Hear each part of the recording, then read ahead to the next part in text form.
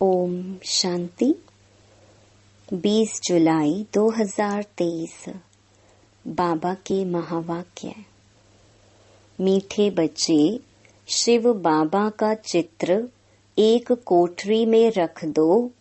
घड़ी घड़ी जाकर उसके सामने बैठ बातें करो तो सारा दिन याद बनी रहेगी।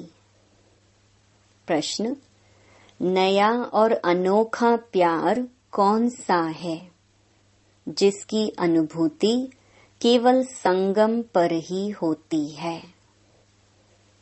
उत्तर: विचित्र बाप के साथ प्यार करना, यह है नया प्यार। तुम जानते हो, निराकार विचित्र बाबा इस साकार में आया हुआ है। हम उनके सामने बैठे हैं। हमें संगम पर डायरेक्ट ईश्वर का प्यार मिलता है। यह है नया और अनोखा प्यार। सारा कल्प देहधारियों से प्यार किया, अब विदेही बाप से प्यार करना है। ऐसा प्यार संगम पर ही होता है। गीत: कौन आया मेरे मन के द्वारे। ओम शांति। बच्चे जानते हैं कि बेहद का बाप विचित्र है और अभी एक नया प्यार लेकर के हम बाबा के पास बैठे हैं। वह आए हैं, इसको नया प्यार कहते हैं। ईश्वर का प्यार सिर्फ एक बार बच्चों को मिलता है। बच्चे समझ सकते हैं, बरोबर परम पिता परमात्मा को हम सब याद करते हैं। वह बैठ बच्चों को पढ़ाते हैं। वह निराकार विचित्र बाबा इसमें आया हुआ है। परम पिता परमात्मा हम आत्माओं का बाप है। हम अभी उनको जान पहचान गए हैं। यह प्यार भी अनोखा है। वैसे तो हमेशा देहधारी को ही प्यार किया जाता है। यह है विदेही बिगर देह के। हम उनके सामने बैठे हैं। वह बहुत प्यार से आकर पढ़ाते हैं। तो नई बात हुई ना। आगे जो आशाएं थीं, धन मिले, महल मिले, वह सब आशाएं बदल गई हैं। सारी दुनिया में तुम्हारी आश बदली हुई है। हम अभी बाबा से विश्व का मालिक बनने का पुरुषार्थ कर रहे हैं। अभी तुम सम्मुख बैठे हो, जानते हो, वही सब आत्माओं का बाप पतित पावन शिव है। याद भी उनको ही करते हैं। अभी तुम बच्चे सम्मुख बैठे हो, दिल में उमंग है, बेहद के बाप से बेहद का वर्षा लेना है। कितना विचित्र, अनोखा, वंडरफुल बाबा है, यह और कोई नहीं जानते। सिर्फ तुम ही जानते हो। बाप कैसे अपना बनाकर फिर पढ़ाते हैं। तो ऐसी क्या युक्ति करें जो घड़ी घड़ी बाप को याद करते रहें। बाप राय देते हैं, हर एक अपने घर में शिव का चित्र रख दे। शिव बाबा का चित्र देख समझेंगे, बेहद का बाबा पतित पावन आया हुआ है, पावन दुनिया स्थापन करने। उनसे हम अभी 5000 वर्ष पहले मुहाफिक वर्षा ले रहे हैं, स्वर्ग के स्वराज्य का। आत्मा जानती है, हम स्वर्ग में जाकर शरीर के साथ राज्य करेंगे। जो बात कभी स्वप्न में भी नहीं थी, अब वह आया है। तो एक कोठरी अपनी बनाए, शिव का चित्र रख, उसमें लिख देना चाहिए, बाबा आया हुआ है। उनको आना ही है स्वर्ग की स्थापना करने, नरकवासियों को स्वर्गवासी बनाने। घड़ी घड़ी शिव बाबा को देखते रहेंगे तो याद रहेगी। चित्र गले में भी डाल देते हैं, पति का चित्र भी गले में डाल देते हैं ना। तुम बच्चों के लिए भी तैयार करा रहे हैं। पारलौकिक बाप को याद करना बड़ा अनोखा है और सभी की याद को समेट एक को याद करना है। जैसे भक्ति मार्ग में भी अपने घर में पूजा की कोठी अथवा मंदिर बनाते हैं ना, वैसे ज्ञान मार्ग में भी कोठी बनाए, उसमें सिर्फ शिव बाबा का चित्र रखना चाहिए। मनुष्य समझते हैं ब्रह्मा कुमारियों की मुरली विकार से चुड़ाती है। अरे यह तो अच्छा है ना। पावन बनने लिए जरूर विकारों को तो छोड़ना होगा। बिगड़ते हैं भक्ति क्यों छोड़ते हो? अच्छा, हम भक्ति करते हैं परंतु एक की, दूसरा ना कोई, और संग बुद्धि योग तोड़ देना है। तुम्हारी युद्ध माया से है, तुम बाप को याद करते हो, माया तोड़ने की कोशिश करती है। हमको शिव बाबा से वर्षा मिलता है, ऐसे याद करते रहेंगे। शिव बाबा को देखते रहेंगे तो तुम्हारी कोठी वैकुंठ बन जाएगी। मीरा भी भक्ति करती थी तो वैकुंठ का साक्षात्कार करती थी। उनको भी साक्षात्कार कराने वाला शिव बाबा है। तुम्हारी बुद्धि में अब आया है, हम शिव बाबा से विश्व का मालिक बनते हैं। भक्ति मार्ग में यह पता नहीं रहता शिव क्या करते हैं, क्यों उस पर बलि चढ़ते हैं। तुम समझते हो सबसे ऊंच है शिव बाबा, उनको ही परमात्मा कहा जाता है। परमात्मा से जरूर नई चीज मिलेगी। उनको हेवनली गॉड फादर कहा जाता है। स्वर्ग में है श्री कृष्ण, उनको फादर नहीं कहेंगे, वह तो बच्चा है। स्वर्ग स्थापन करने वाला बाप है निराकार, वह देहधारी नहीं। यूं तो आजकल सबको फादर कहते रहते हैं, गांधी को भी बापूजी कहते हैं, परंतु सब धर्म वाले नहीं कहेंगे। अर्थ तो समझते नहीं। तुम जानते हो सबका बापूजी शिव बाबा है। शिव दादा नहीं बाबा, वह निराकारी दुनिया में रहते हैं। श्री कृष्ण को याद करेंगे लेकिन वह तो वैकुंठ निवासी है। ऋषि मुनि आदि सब देहधारी यहाँ होकर गए हैं। परमात्मा है निराकार, उनको देह है नहीं। सर्वव्यापी के ज्ञान कारण बुद्धि किसकी भी चलती नहीं।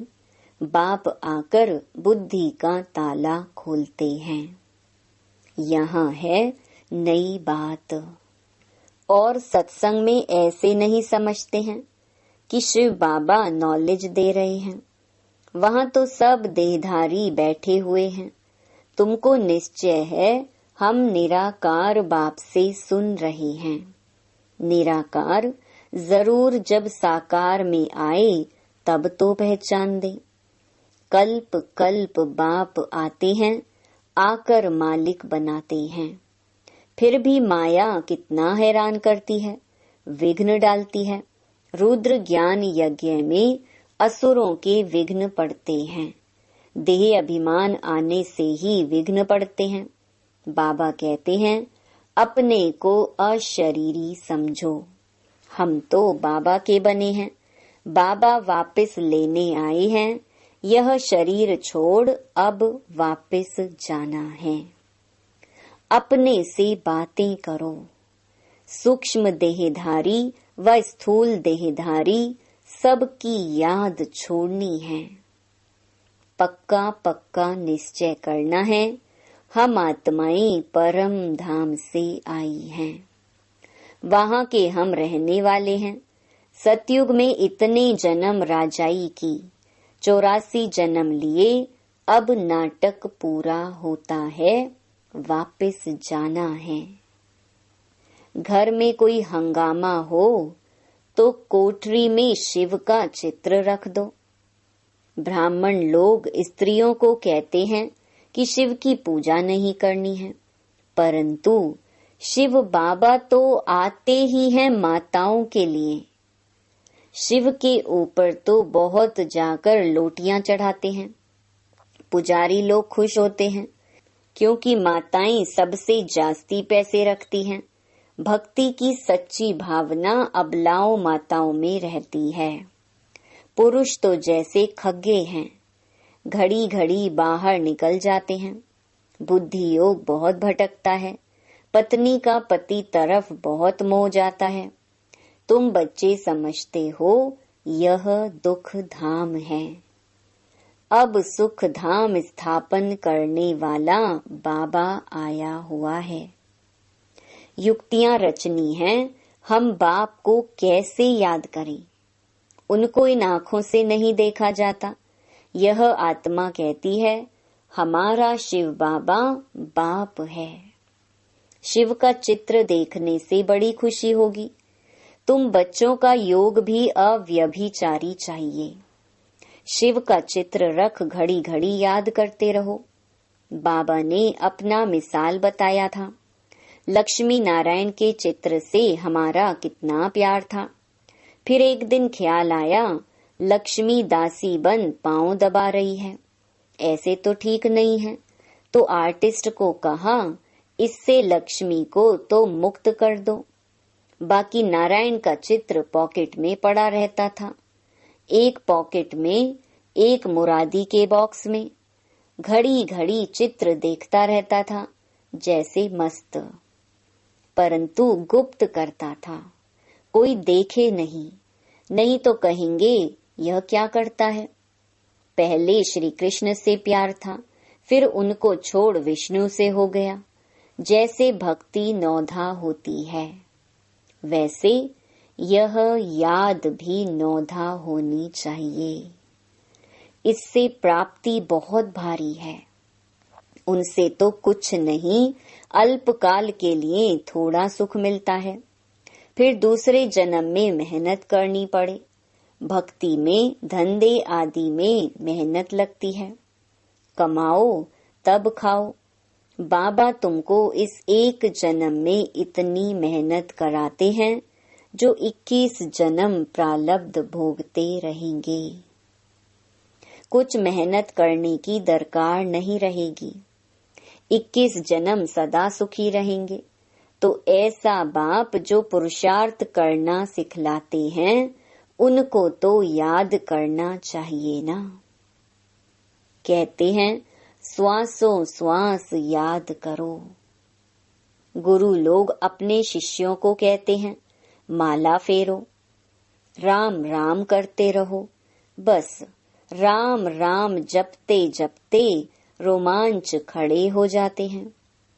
राम राम की मस्ती में झूलते हैं, जैसे कि राम की पुरी में पहुंच गए हैं। तुमको तो बाबा कहते हैं एक शिव बाबा की याद का अजपा जाप करो और कुछ याद ना आए। परंतु माया भी सामना करती है। भक्ति मार्ग में थोड़े ही माया सामना करती है। यह है माया और ईश्वर के बच्चों की युद्ध। नाटक भी बनाते हैं। भगवान ऐसे कहते हैं, माया ऐसे कहती है। अभी है संगम युग। माया के उल्टे सुलटे संकल्प विकल्प तो आते रहेंगे। तूफान ऐसा जोर से लगता है जो मनुष्य को भी उड़ाकर दूर फेंक देता है। यह फिर माया रावण का तूफान है। उनसे बचने की युक्तियां तो बाबा बताते रहते हैं। तुम कहेंगे हमको परम पिता परमात्मा राजयोग सिखलाते हैं।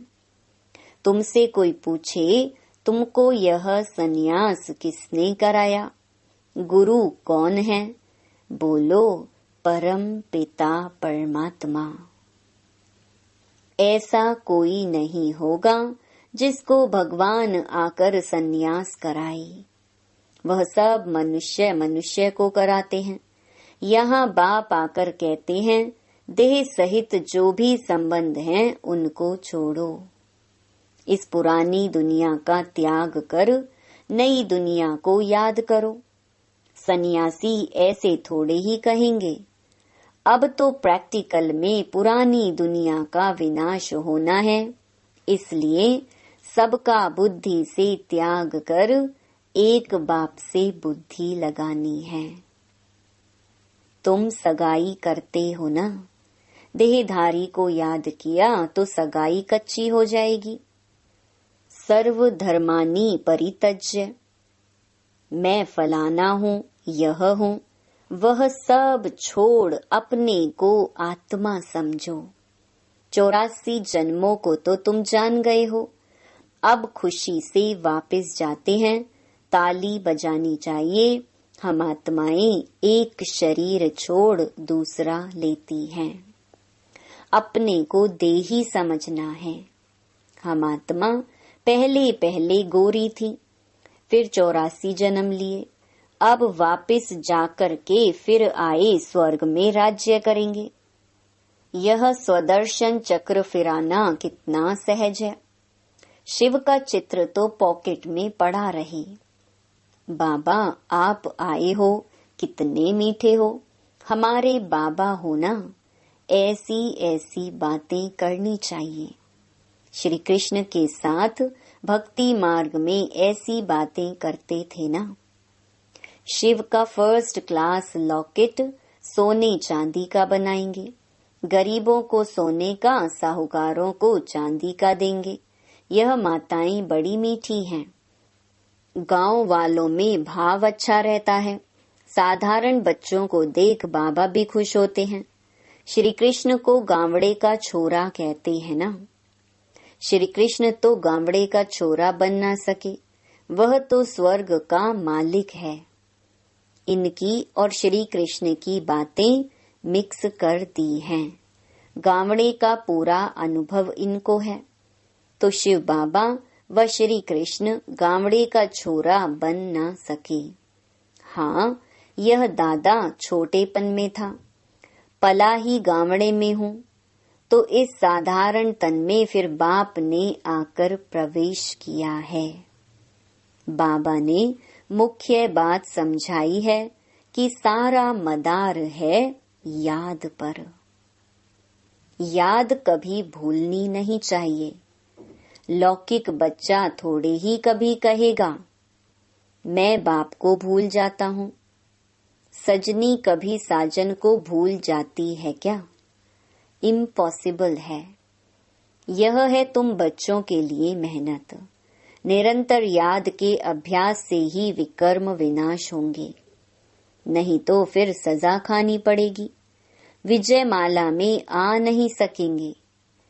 कमाल है बाप की जो बुढ़ियों, गरीबों, गणिकाओं, अहिल्याओं, कुब्जाओं आदि को आकर अपना बनाते हैं।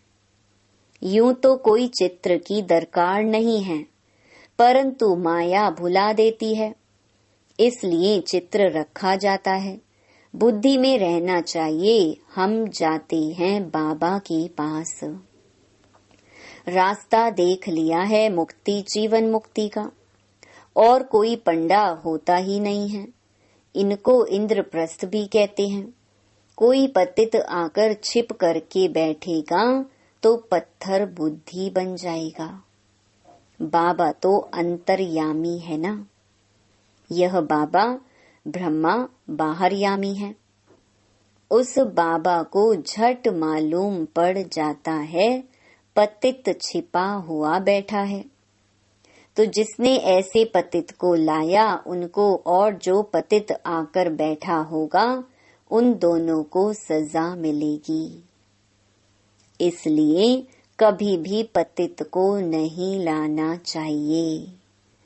लौ ऐसे कड़े हैं। कोई पतित छीछी को नहीं बिठाना चाहिए, नहीं तो बड़ी कड़ी सजा के भागी बन जाएंगे। यहाँ कोई चोरी ठगी चल ना सके।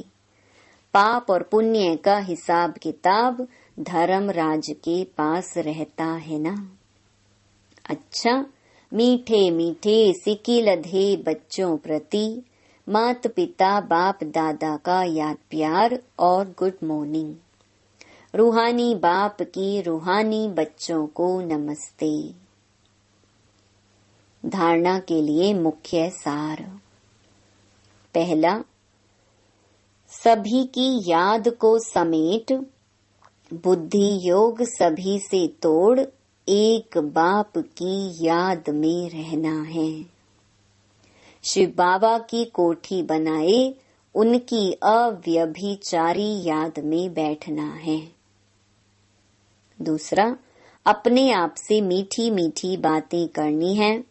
हम पहले कितने सुंदर गोरे थे, फिर 84 जन्म लिए, अब खुशी से वापस जाते हैं। ऐसे अपने साथ बातें कर स्वदर्शन चक्र फिराना है। वरदान, स्वचिंतन और स्वदर्शन द्वारा हीरे समान अमूल्य जीवन का अनुभव करने वाले बेदाग भव। हीरे समान अमूल्य जीवन का अनुभव करने के लिए सदा स्वचिंतन करो और स्वदर्शन चक्रधारी बनो, क्योंकि हीरे को दागी बनाने वाली केवल 2 बातें हैं, एक पर दर्शन, दूसरा पर चिंतन। यही 2 बातें संग के रंग में स्वच्छ हीरे को दागी बना देती हैं। इसलिए इस मूल बीज को समाप्त कर स्वचिंतन करो और स्वदर्शन चक्र फिराओ, तो धूल और दाग लग नहीं सकता। सदा बेदाग सच्चा हीरा चमकता हुआ अमूल्य हीरा बन जाएंगे। स्लोगन, विचित्र बाप के चित्र और चरित्र को याद करने वाले ही चरित्रवान हैं। ओम शांति।